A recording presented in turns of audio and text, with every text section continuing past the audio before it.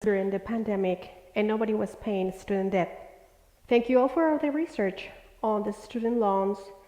And after reviewing the data, I could foresee a tsunami of credit debt,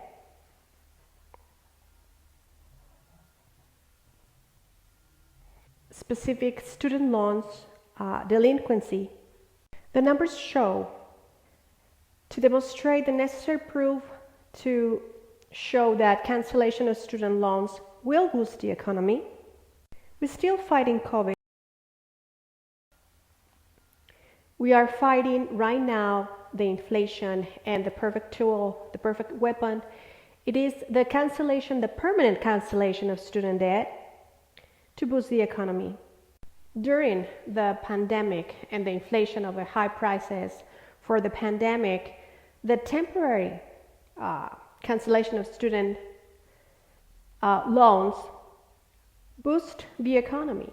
So that is a great proof that the payments of student debt don't allow people to spend on the economy. Now, in conclusion, if approved, we get to save all those people from student debt delinquency that would ruin their chances to get a credit card, a whatever loan they need.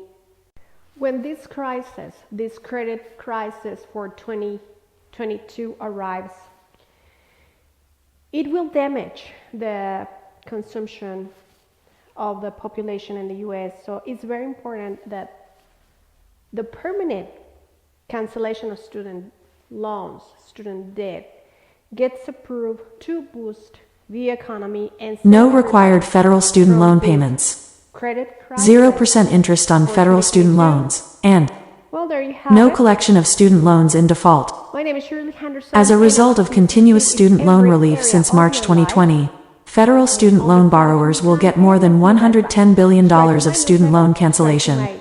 Why? With no mandatory student loan payments and no new interest accrual, student loan borrowers will save $5 billion each month, according to the U.S. Department of Education. This student loan cancellation is in addition to the $3 billion of student loans that Biden has canceled since becoming president. It's also different than wide-scale. The highest inflation in the U.S. since 1982 calls for the perfect time for a cancel of student debt, so people can spend their money boosting the economy. When someone realized that most of the economic growth was during the pandemic and nobody was paying student debt. Thank you all for all the research on the student loans. And after reviewing the data, I could foresee a tsunami of credit debt